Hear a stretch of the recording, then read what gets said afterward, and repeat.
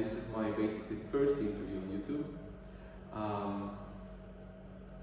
Today I want to talk with you as with an influencer, as a YouTuber with, for now, over 40,000 followers, with an Instagrammer with over 10,000 followers, with one of the most popular influencers in Italy, talking about China.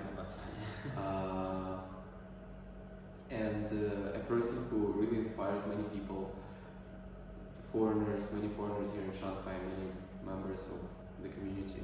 And that's really interesting to learn your story. How did it start? First, when you moved to Shanghai, when did it happen and why did it happen? When, like, starting my YouTube channel? Or well, no, just the story about Shanghai. Okay, yes. So I was at the high school, and I didn't really know what to do after. So I knew that China was a fast-growing country. So I said I want to learn Chinese and maybe work with China in the future. And also I always been passionate about movies, like Chinese movies when I was young. And so I said, okay, let's go to China and learn Chinese and let's see what happens. And that is basically how it started. You were passionate about Chinese movies? Yeah. What movies do you remember that you really liked? Like Bruce Lee's movies and Jackie Chan movies. Yeah, that's really interesting. When you came to Shanghai, do you remember your first feelings? Like if you compare Italy with Shanghai, what feelings did you have? Like where you had? Was completely different. Like, Shanghai is full of skyscrapers and people everywhere, noise. And I come from a city that has like 5,000 people, so it was completely like overwhelming, like completely different. The food, the people, the culture, and yeah, it was incredible. Did you feel excited? Did you feel scary? Did you feel Yeah, really excited. Like I took it as an adventure. So I wanted to explore, going, taking pictures everywhere. You know, Shanghai is so full of lights, skyscrapers, and so cool. The first place where you came was Shanghai? Yes. Oh, do you think you were lucky or you wanted to maybe explore some other places? No, I really liked it. Actually, it started before the graduation from high school. During the last year of high school, I came in Shanghai because I decided that year that I would be studying in Shanghai. So I came, I did a 2-week trip, and I explored around. I went to some university, and then I choose one and to start studying in the next September. And since I came, I really liked everything. So for me, it was perfect. Like everything, I liked it. So you first came to China, even before that, you came for 2 weeks, you had a trip around Shanghai or around Only Shanghai. Only Shanghai. And it was organized trip by somebody, or you just did it by yourself? By myself, yeah. Okay. And then you moved back to your country, or you already stayed here? I went back, I finished my studies, because it was Christmas holidays. And then I graduated, and after summer holidays, I came here. You finished bachelor's degree or master's degree? High school. High school, okay, high school. Wow, that's really interesting. I know many people, including me, I don't have this experience of studying in Chinese university. I study in my university in Ukraine, and when you studied in Chinese university, did you have a lot of foreigners there? Were you glad that you actually entered Chinese university, or you still wanted maybe to go back to your country? No, I was really glad. Like, I started from CISU, Shanghai International Studies University, and I studied 2 years of Chinese, only Chinese, and I was surrounded by international students because like Chinese people don't need to study Chinese basically. Yeah. So everyone was international and it was amazing. And after those 2 years, I got a scholarship to study bachelor degree, which I'm still studying in acting and like performance, wushu performance is basically acting and wushu, like martial arts. Wow. Yeah, that's really cool. You came to Shanghai 6 years ago. You started studying in Shanghai. You started studying Chinese and martial arts. What did you do? What did you do while studying here? What else did you do? Like, what were your hobbies? What did you try to explore? Did you work at the time? I couldn't work because it's not possible in China if you are a student. But I started making videos about my life, and at first I didn't upload it anywhere because I was shy. I didn't want to upload it. But then in 2018, 2019, I started my YouTube channel and like trying to share my experience and my life here in China. In Italian. I was making videos in Italian. I'm making videos in Italian. So to help Italian students or people understand how is life in Shanghai, basically. So after 2 or 3 years in China, you started your YouTube channel in 2018. Yeah. And did YouTube work here in China? And did YouTube work here in China? Did YouTube work here in China? YouTube work. Like, did YouTube work? Like, oh, did it work? Yeah. Oh, at first, not really, because I wasn't really expert with YouTube, with videos. And yeah, I tried many different type of videos from the beginning. Actually, I can say I tried to plan how to move a graduation with graduating like content, kind of different content. Like I first want to give some useful information to people, to give a reason to people to maybe subscribe and follow. And then slowly I started experimenting different type of content until I found something that made me grow more. Yeah. Did you start it only with your YouTube channel, or you started with some other social media? No, just YouTube. Well, what about the social media that you had, like YouTube, I don't know, Facebook, Instagram, Twitter, whatever?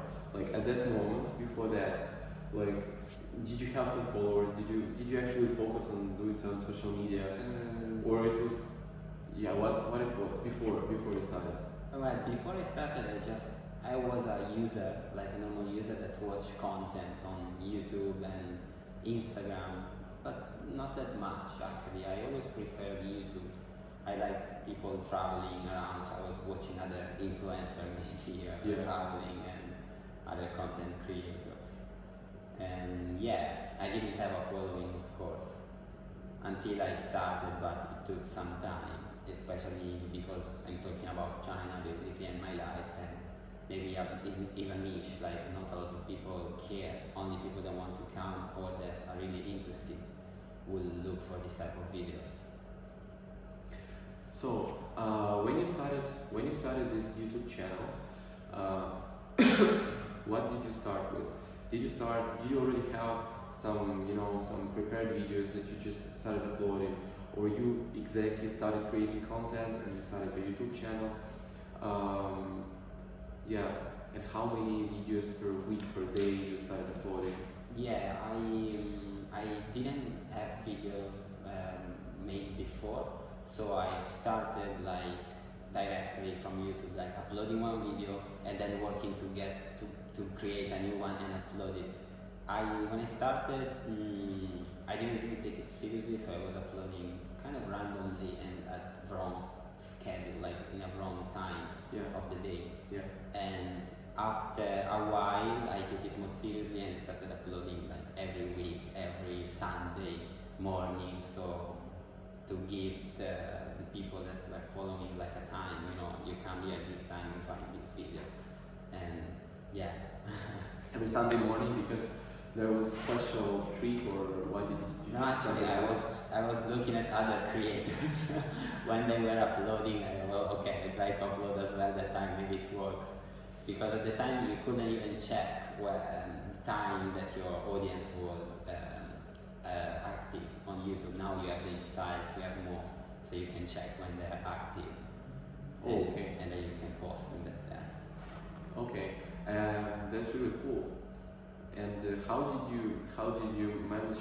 Like, how did it go? You uploaded a video every Sunday morning, and like, what were your first results? Like, what did you feel when you uploaded the first video? Did you get like thousands of followers, or you got like hundreds of followers? What happened basically? Yeah, probably it took me 1 year almost to get 1,000 followers. Okay. At first. You know, it's completely so hard at the beginning, and especially if you choose a niche that is a real niche, like really little. And so it's cool when you get comments at the beginning. When you get the feedback from people, if they like, if they don't like.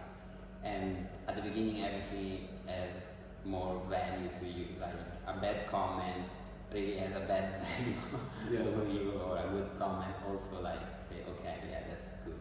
Because if you post a video and you only have one comment and it's good, okay, it's good. You know, I'm making good videos. If it's bad, oh no, I'm making really bad videos. Did you have a lot of? No, well, okay, you started for first year, you got 1,000. How did you? Probably, if you managed to post every week a video, you posted about 40 videos, 48 videos, well, roughly. And did you feel upset? Like, did you feel sad?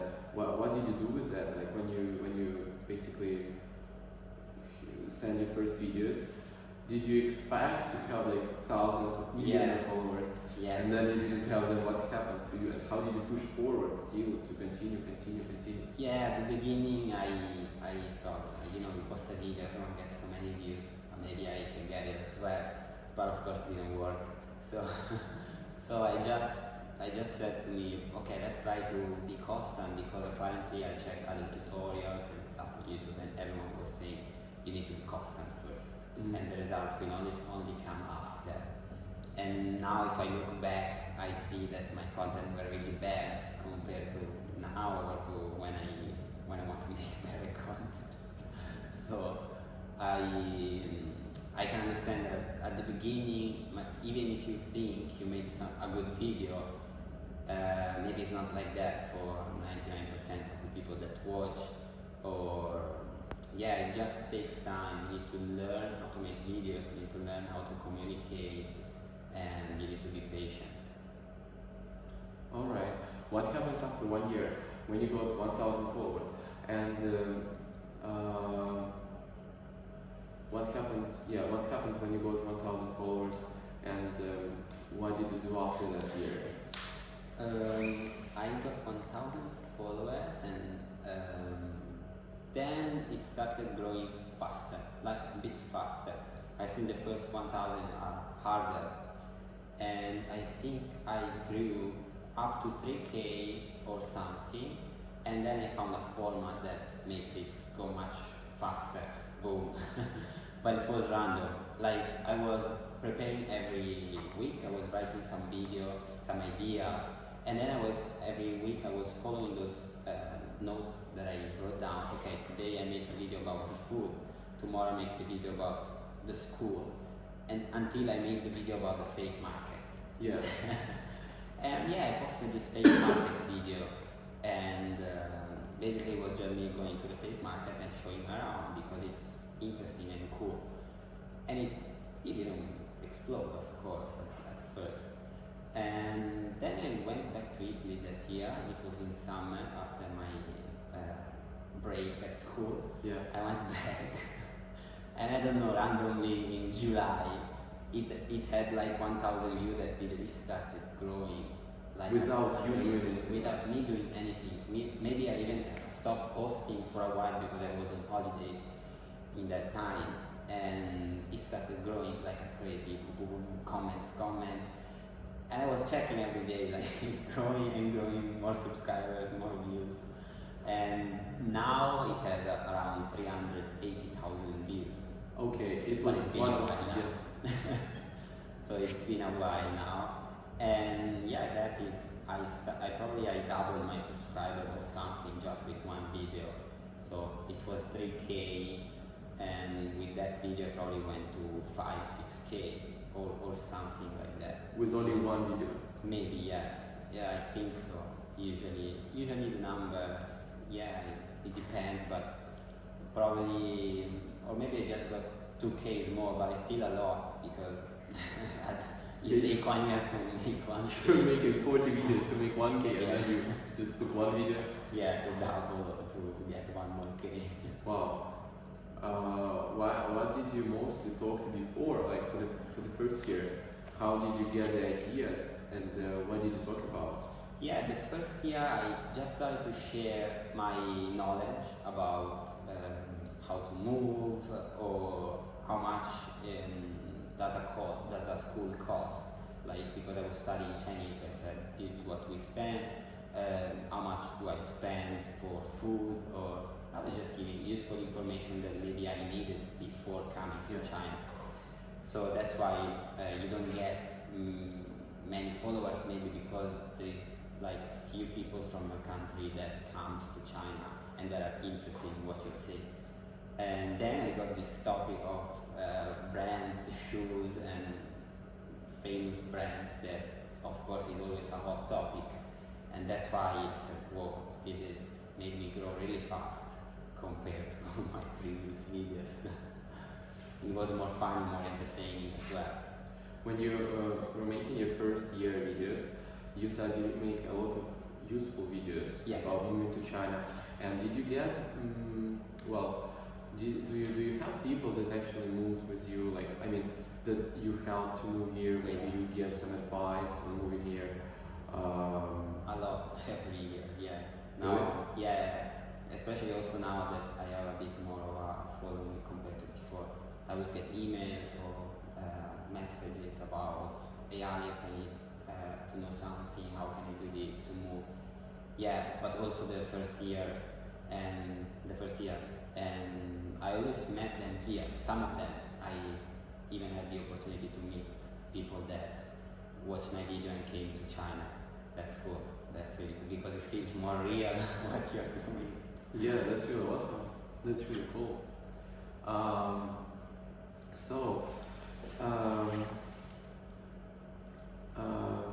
What about the time when you started making those videos on the fake market? You made the first video. What changed? Like, what changed on your channel, and what changed maybe in your mind? What started to be then? Yeah. Did you make more videos on the fake market? Yes.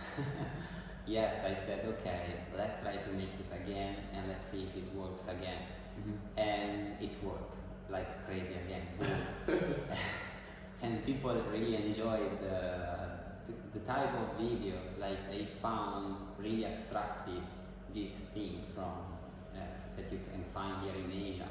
So they started subscribing and following more, and they were always waiting for this type of videos.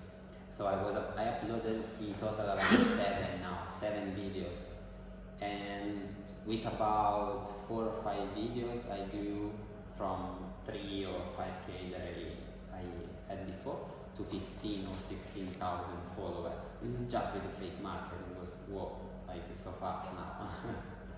So I started posting maybe once every month or 2 months this type of videos that they really enjoy watching. Yeah. Do people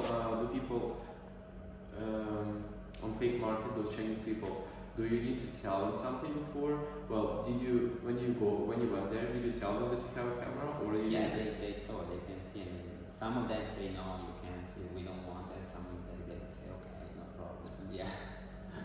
Okay. So they see the camera and they still talk with you. Yeah. Yeah, that's pretty cool.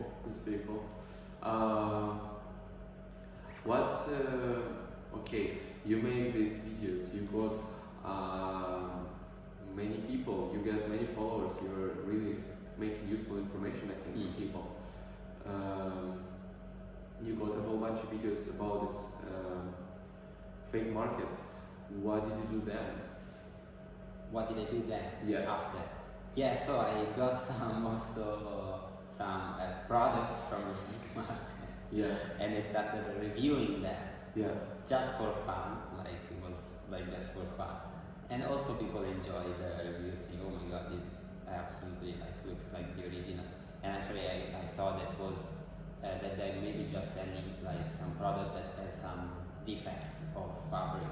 So maybe it's actually original, but it has some mistake, some problem, and so they instead of throwing it away, they resell it probably. Mm-hmm. That's what I thought before. And yeah, then basically I stopped making this type of videos for a while. I kept doing other videos, useful information for people, until coronavirus arrived, basically last year. Yeah. And yeah, it was a hot topic. So I'm basically one of the few people, Italian people in China that makes videos about on YouTube about life in China and my life in China. So I had to talk about the topic, and I basically gave some information as well. You know, this is what we are doing, this is what's happening here, because in Italy at the time people went absolutely crazy, and also these type of videos exploded completely, like 400,000 views in a few days. That never happens to my other content, to my other type of videos. And also I made around 5 videos saying about, like talking about what's happening here, what we are doing, how we are wearing the masks, or we use the hand sanitizer, and how China beats the corona. So I showed. And also I doubled the subscriber from 16 or 15 to 32, 33k, something like that. And that's also been like, whoa.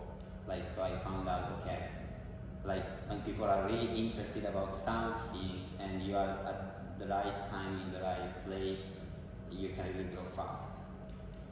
Wow. Yeah, I think that situation was crazy. And in Shanghai, I was also, I think, kind of like here in the same situation in Shanghai. But I actually, told my relatives, I was telling that, don't tell me about coronavirus. But wow. So basically, you started in 2018. You were making videos every week, and then you got 1,000. After 1,000, you started talking about fake market. You got much more views, and then you started talking about coronavirus. You got double those views.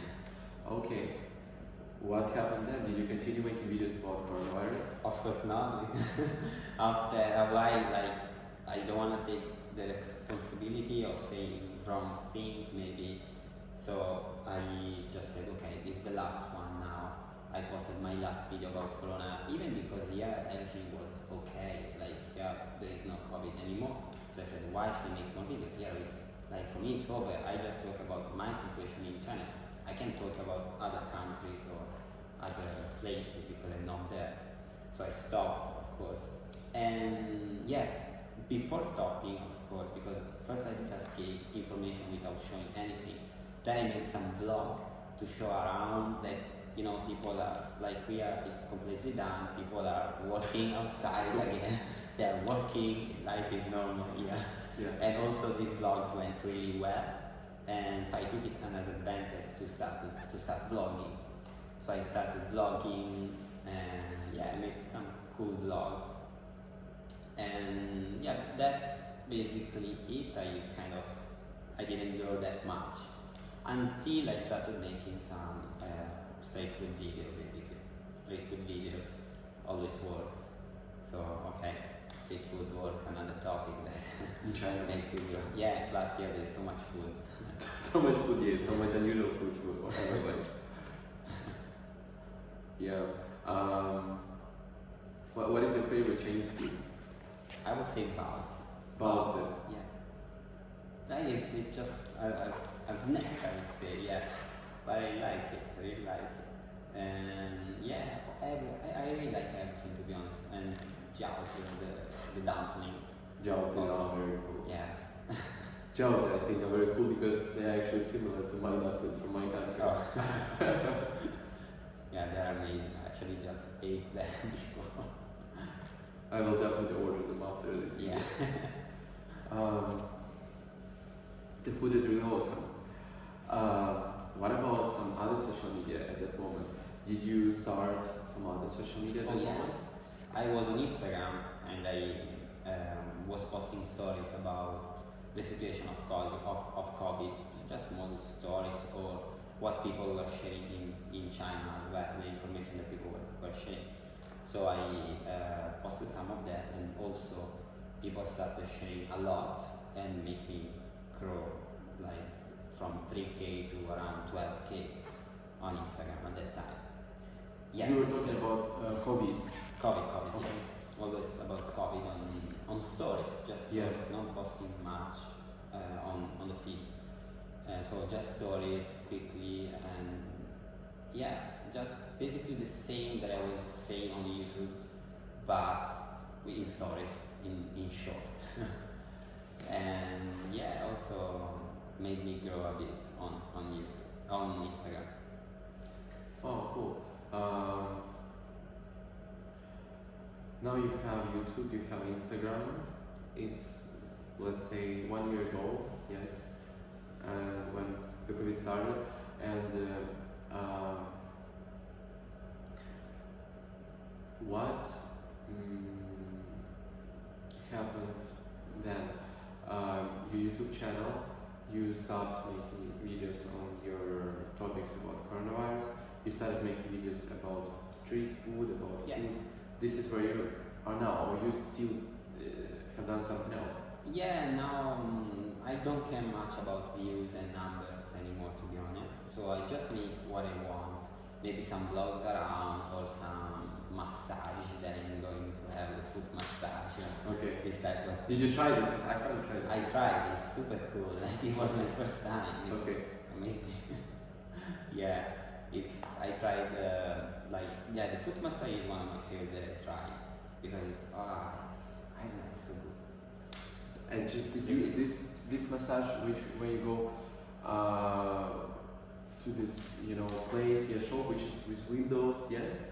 This one or something different? Yeah, it was a bit more luxurious, like a bit more like I found it randomly. Actually, it was close to where I live, and it has a big room with different sofas. Yeah. It's not the one that you find in the streets. Yeah. Yeah, they put your foot in this kind of hot water, and then they start the first clean and then massage, and they can tell you if you don't sleep well, if something is not okay. Okay. Yeah. Cool. I haven't tried it, but I will try that later now. You started making videos on different platforms, on YouTube, on Instagram, and okay, what if you, for example, go on a different platform? What if you go, let's say, Weibo or let's say Twitter or something else? What would you do first? Like, what would be your main, like, 3 principles that you learned from the past platforms? Like, what would be your main rules to get successful there without knowing something about those platforms? To get followers or to to get first of all, like, do what you like. I will keep doing what I like, and I will only post content that I think are good, and saying people to subscribe because that's actually important. And sometimes, like, without following trends or hot topic, let's say, it's more difficult. But if your content is good and you're good at what you're doing, you're something that is unique, I think people will, if people enjoy it, they will follow you for sure. So I will just always post what I want and good content, trying to be constant and have a schedule. These 3 are really important for the platforms. Do what you like, be constant, and and good content. Keep a good content. Useful. Yeah. And well, if you can take advantage of trends and some hot topic that is hot at the moment, but it will just make you grow for a while, like for that time of the period, and then it will stop. Like, people need to remember you for something, not for a hot topic, not for a trend. So they categorize you into something. Okay, you are the guy that makes video about travel. They make travel videos. So I know that when I go to your channel, I find that type of videos. Also, this one is like trying to make the same type of videos always helps you to grow, but you just have to like it. Yeah. Like, because if you don't like making the same type of videos, then it's a bit more complicated. Okay, sounds cool. Question like this. Okay. This part will be removed. Now I'm thinking, I forgot, I wanted to ask about something and I forgot.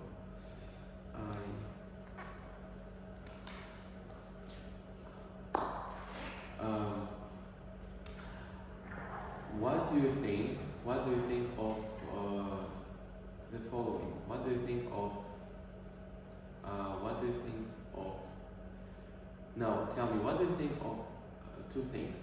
I know that many influencers, many bloggers want to get followers, and they go and they buy followers. They go and they buy followers on Instagram. They go and they buy followers on YouTube. They go and they buy followers on some other social media. Like, they participate in geeks, they participate in other things. Do you think it's useful? Do you think it's useless? Do you think it's helping on the first steps, or it's not? Yeah, it's definitely not helping, because the algorithm finds out after, so it will actually hide your content after, especially on Instagram. I know that Instagram works like that kind of. I'm not sure, I never tried, but I just heard. So absolutely, it's better not to. It's better not to. Like, now there are so many platforms where you can understand the real numbers of a creator. So it's just going to hurt yourself if you do it. So basically, if somebody, let's say, participates in gigs or buys followers from somewhere else, it's number one, decreases the feedback from the real followers. Yeah. Platform doesn't show the content to other people. Yeah. And also, okay. Like, the point is, like, why do you need fake numbers and fake following, like fake people, let's say? I know many people who, I know some bloggers who are, they have millions of followers maybe on Instagram, and they got them by participating in different gigs, gigs. Let's say they go to you give, let's say you are a big influencer, you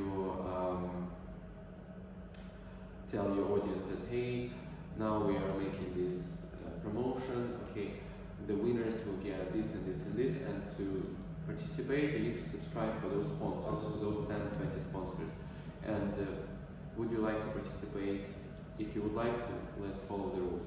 And then those people follow sponsors, and you basically, or for example, I am a sponsor, so I get those followers, and then I basically participate in those gigs a lot, and then those people, basically they get me. I only know about those things on Instagram, but I also know about Chinese platforms that if you want to get followers on Chinese platforms, you can like go on Taobao and buy them. But I heard about that, but I don't know. I don't know. At least people never told that somebody bought followers on Taobao, let's say. Oh. I don't know about that. Yeah, like if you buy followers on Taobao or another platform, for sure it's going to hurt your channel. If you do the other thing of saying to people to follow another account to get a giveaway or something, like, let's say that if those people are real, for sure you get probably a really small amount of people that maybe are interested into the content that those sponsor or you are making. So let's say 100 people follow you, maybe you have one that actually after looking at you say, okay, maybe I'm interested in what he's posting, so I will keep following. So, but on the whole, like, it's not that good. I think it's not going to be the best because it decreases your engagement and your numbers basically. So I think it's better to keep doing what you're doing on your own, or trying to make some intelligent or smart collaboration with some other people that maybe do this a similar type of content. So maybe you can get some of the audience, or yeah. Well, sometimes it works also with other creators that make a different type of content, but I'm not really an expert of that. Like living in China, I never did any collaboration with anyone, any other creator. Another question, how does it affect your life? Like when you started to become an influencer, when you started to get followers, when you started to become popular, did your life change? How it changed? Yeah, it's like I'm not that influential or something, but let's say that it, like, you find out only when people really need your answers, like especially like during COVID times. You find that, whoa, like I was full of DMs, like messages and comments and stuff like that. And yeah, when it's like that it was a really important topic, you feel a bit of like you have a responsibility to not to say the wrong thing. But yeah, usually it changes, like just because maybe you just reply to more people, or sometimes you try to be good or to be useful to the other people that follow you. And let's say that making content always keeps your mind focused on okay, what do I do next? What do I do next? Always like that. But on the other side, it didn't change much. Yeah. That's really awesome. Alex, I have the last question to you. What would be your 3 tips to people who are starting on YouTube, who want to get really great results? What would you tell them? What would you tell yourself when you started? Like, what would be your 3 most important tips? Yeah, I would just say do what you like and be constant and try to do better all the time. Always. That's really awesome. Thank you very much Thank for you. this interview. It was really a big pleasure. It was my pleasure.